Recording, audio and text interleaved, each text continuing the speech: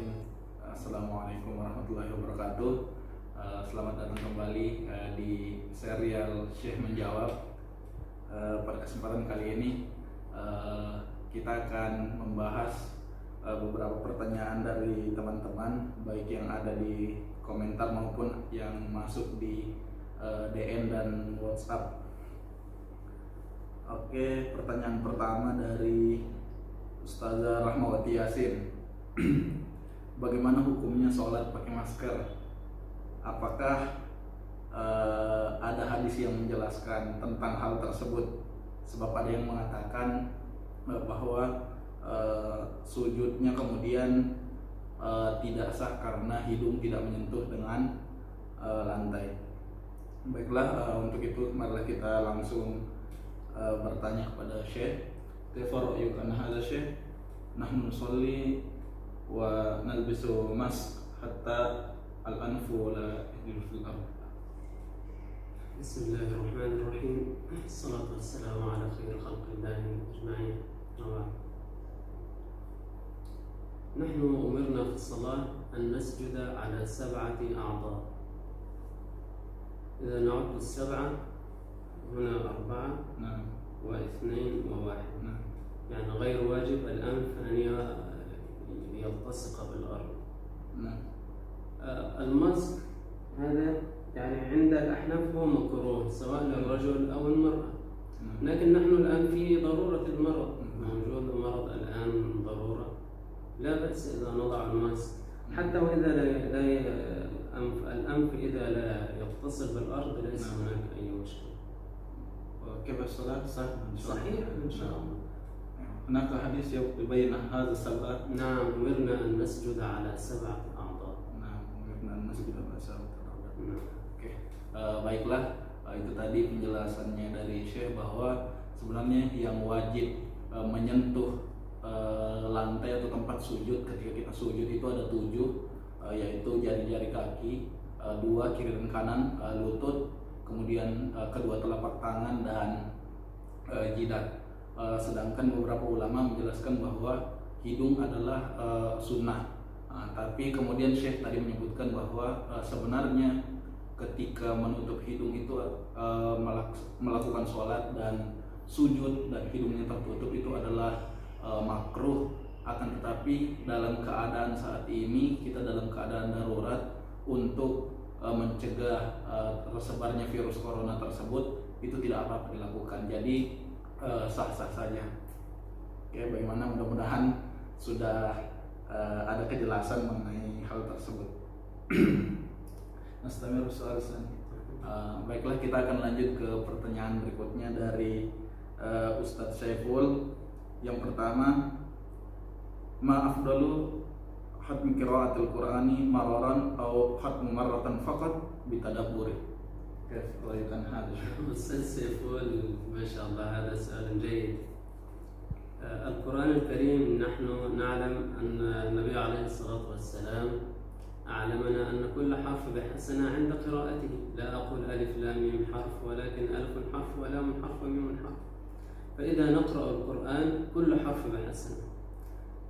طيب، هل أنا أقرأ كثيرا أو أقرأ بتدبر؟ نرى القرآن الكريم ماذا يقول. الله عز وجل يقول في القرآن الكريم: إنما المؤمنون الذين إذا ذكر الله وجلت قلوبهم. إذن هذا للتدبر. وإذا تليت عليهم آياته زادتهم إيمانا وعلى ربهم يتوكلون. إذن القراءة بتدبر أفضل. كذلك الله عز وجل يقول: وإذا قرئ القرآن فاستمعوا له وأنصتوا لعلكم ترحمون. واذكر ربك في نفسك تضرعا، التضرع يكون في القلب، وخيفة ودون الجهر من القول. فالله يقول: وإذا قرئ القرآن فاستمعوا، لم يقل فاسمعوا.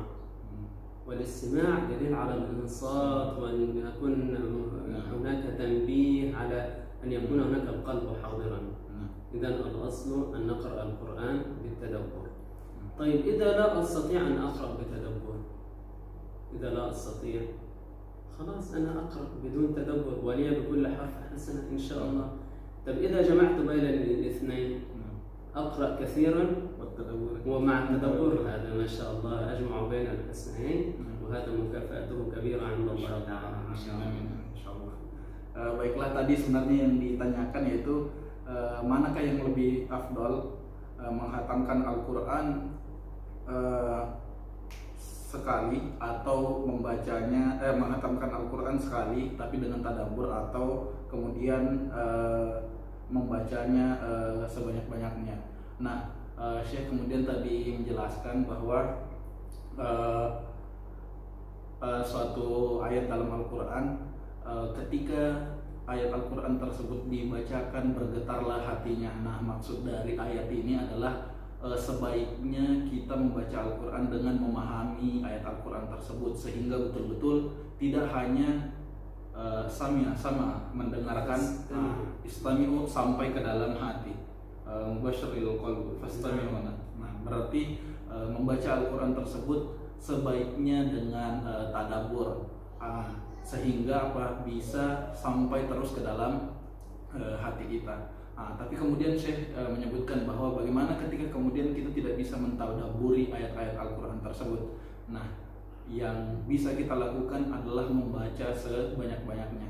Kenapa? Karena di situ ada pahala dari setiap huruf yang kita baca. Nah, terus kemudian Syekh menutup, sebaik-baiknya dari keduanya itu adalah orang yang mampu mentadabburi Al-Quran dan juga membaca ayat-ayat Al-Quran sebanyak-banyaknya. Nah, mudah-mudahan itu ada sedikit kejelasan dari apa yang ditanyakan. Nah, pertanyaan selanjutnya, pertanyaan ketiga, kaifa nuhafizu istaqal ibadati wal amali tawala hadhihi syahr Ramadan. Bagaimana kita menjaga konsistensi ibadah dan amal selama dalam bulan suci Ramadan ini. الذي يسأل السؤال هذا يحتاج إلى مزيد من الطاعة الدائمة. يعني يجعل لنفسه مثلا كل يوم وردا، أنا أقرأ هذا كل يوم في رمضان وفي غير رمضان. وخير الأعمال أدومها وإن قل. نصلي دائما ويكون قليلا، لكن لا أصلي الليل كله وغدا لا أصلي أتعب. فخير الأعمال أدومها وإن قل. أنا أجعل لنفسي متصل بالعبادة، إذا أمل لا أقرأ القرآن، عندي ملل خلاص أنا عندي ملل لا أقرأ، خلاص أخذ استراحة. هناك تجديد للنشاط في العبادة أيضا.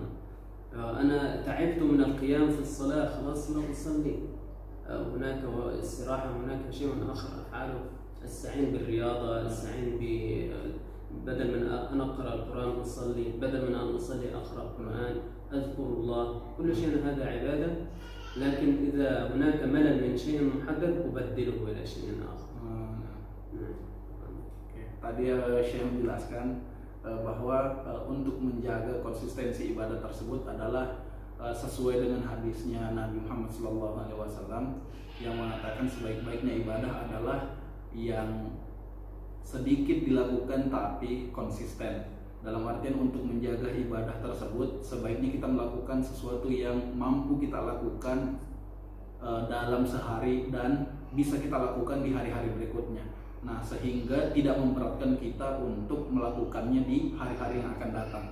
Nah, saya juga mengibaratkan tadi, jangan sampai kita menganggap suatu ibadah itu adalah ibadah yang baik, adalah ibadah yang kita lakukan secara besar-besaran sebanyak-banyaknya, akan tetapi besoknya kemudian kita tidak melakukannya lagi.